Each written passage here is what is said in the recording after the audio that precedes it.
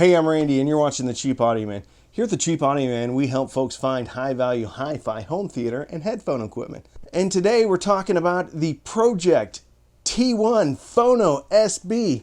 It's a turntable. So sit down, grab a cup of coffee, and let's talk about the Pro-Ject T1 Phono SB.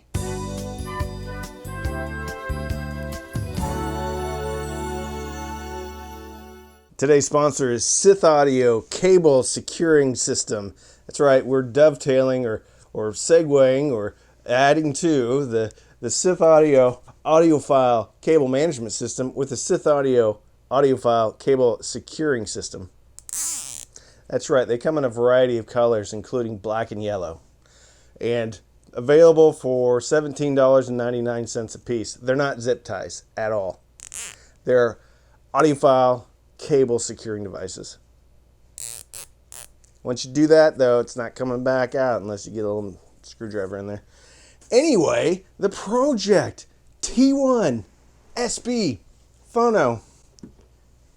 Yeah, it's a Phono player, record player. Pro-Ject reached out to me and asked me if I wanted to review the T1 Phono SB.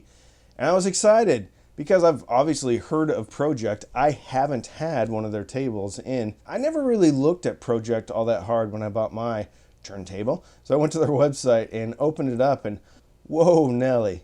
They have a lot of turntables.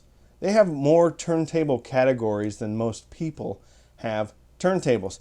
But the T1 is one of their categories. There's 3 turntables in there. This one has an integrated phono preamp, which means you can hook this thing right up to some powered speakers or into an integrated amp that doesn't have a phono stage. The other one has Bluetooth, and I think the other one's just kind of this one, but pared down a bit. So there's a few features I want to talk about on this table. But the first thing is the cartridge. The cartridge is an Ortofon OM5E. And this table comes in at $450. When I heard it was the OM5E, I was kind of surprised because this cartridge is about $60 to $70 retail. And I've seen this cartridge on turntables that cost a lot less. And I just so happen to have 2 of those turntables in-house. So I got excited because now I'm thinking to myself, we have 3 of the same cartridges, 3 different turntables. If I take this turntable, put it into the same phono amp, put the other 2 turntables into the same phono amp, and listen for differences, that means those differences, in theory, should be coming from the table only. So I got excited. Because a lot of times people will compare turntables and they'll have 2 different cartridges. And then they'll start waxing poetic about which one they like better. How can you compare 2 different turntables with 2 different cartridges? You can't. If you're going to compare 2 different models of turntables, put the same cartridge on there. Run them through the same preamp. Otherwise, you're just talking about them. How can you compare any differences? Because there's going to be a difference because of the cartridge. Sorry, I digress. This one comes in white, black, and walnut. So I think it's gloss black or piano black, although they should just call it shiny black. Satin walnut. This one's called chalk white. No, it's not. Something white.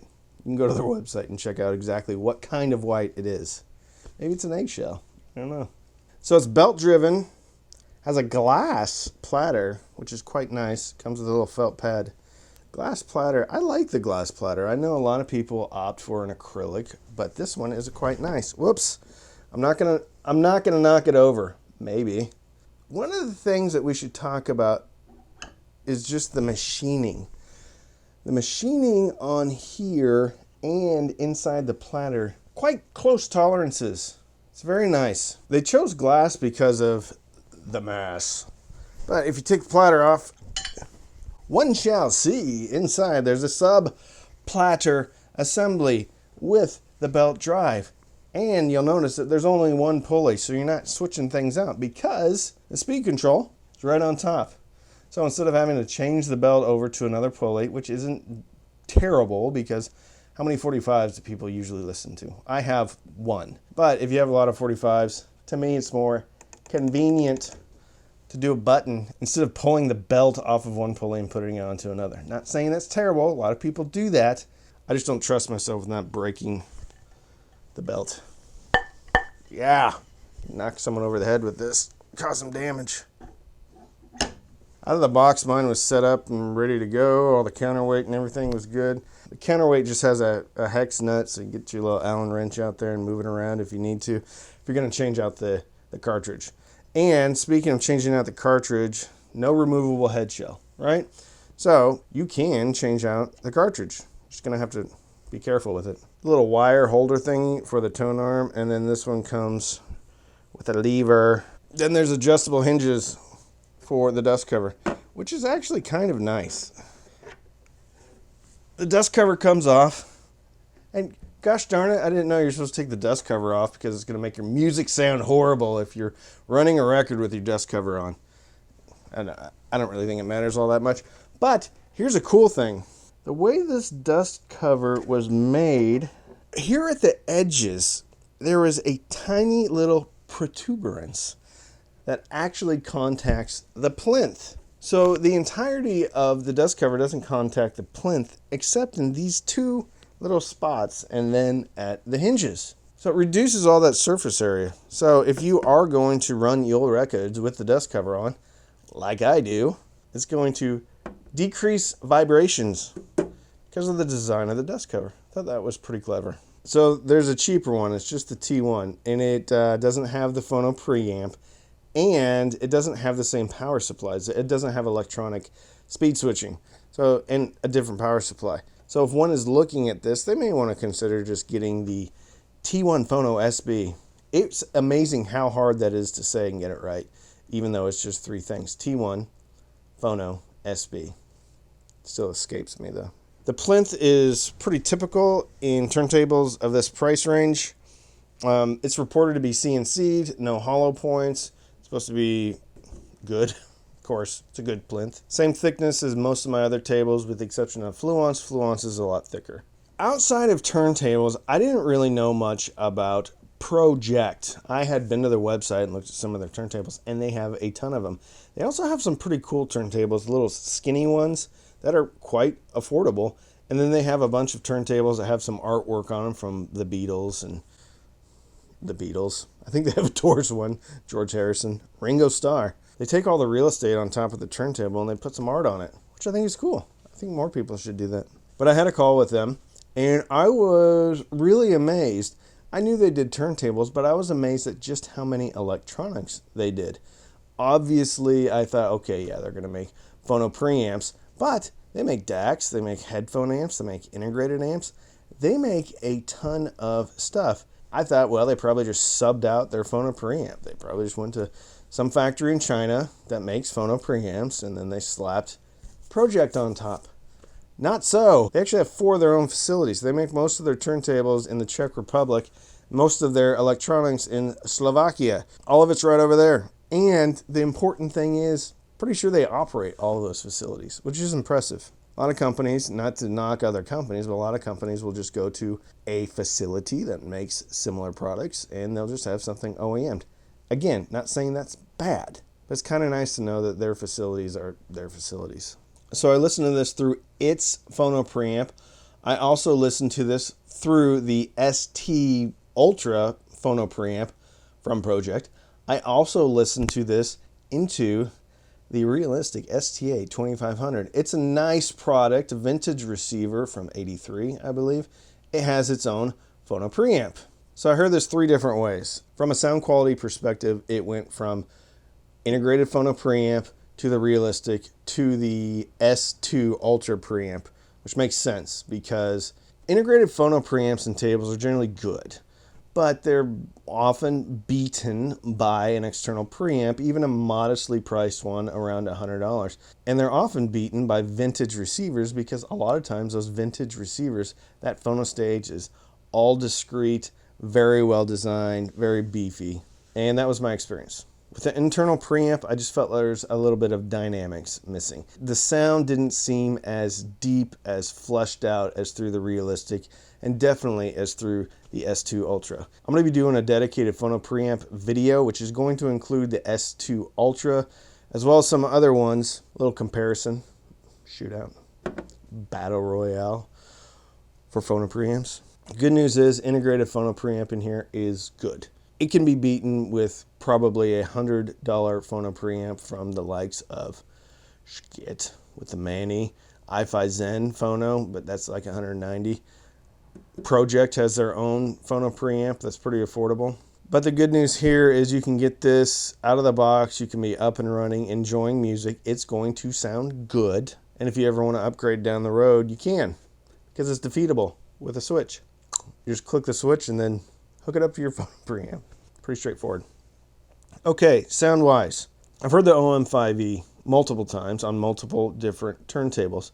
And comparing it to the Ortofon 2M Red, I actually feel like the OM5E is more balanced. I think the Red has a bit more dynamics in different areas, but I think the Red is boosted up a little bit in the upper mid-range, and that can seem kind of intense. I think the OM5E is actually more even-steven. There may be a few things the Red does better, but overall, I think for most people, the OM5E may be the more desirable cartridge. In my brain, the cartridge and the Phono preamp is really where you get the big differences in sound.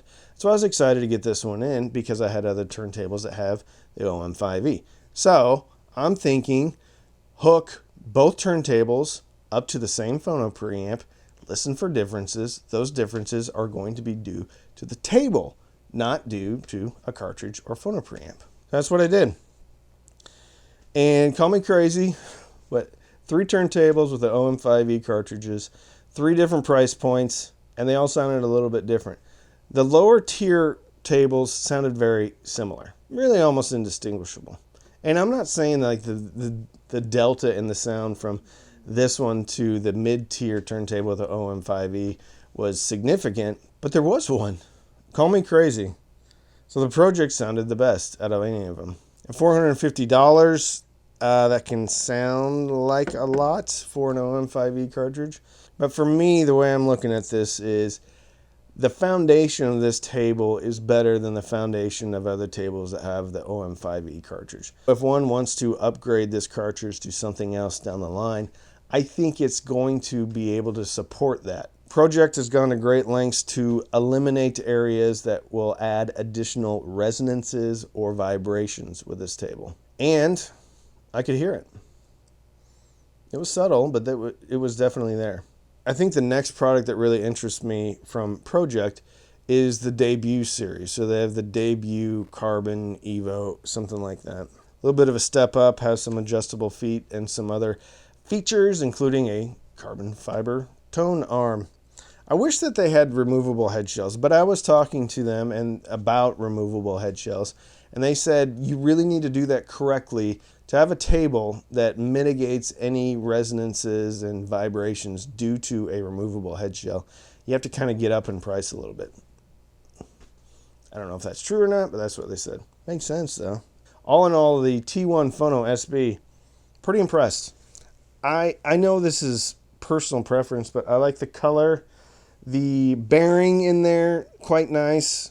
Attention to detail on the tone arm. Basically, all of the stuff that you don't see is there. And I think that's kind of refreshing because it's not being all flashy up top. Glass platter, I think, is awesome. I think if you're getting into vinyl, you may want to just save up, go for something like this so that you have a good turntable instead of getting something and then wanting to upgrade later. Also, look hard at the Debut series. I'm also a big fan of Fluence, but there is definite differences in the styling aspects of the Pro-Ject versus the Fluence. Pro-Ject more minimalist, more streamlined, more attractive to some people. Fluence is a little bit more traditional. Something like you would think, my parents had something that looked similar to this. Anyway, the Pro-Ject surprised me. I thought it was just going to sound like all the other tables that I had that had the same cartridge, and it didn't. It sounds better. $450 is a bit of a stretch, but U-Turn offers a table that comes with the same cartridge. Once you add a lever, once you add a Phono preamp, there's only about a $50 difference. So the Pro-Ject's price is right in line with the competition. $50 extra, but what's $50 between friends, right? Right. So if you want to support the channel, you can sign up for Patreon, patreon.com/cheapaudioman. Every Sunday night we have Patreon-only Zooms. We also have Patreon-only Facebook group.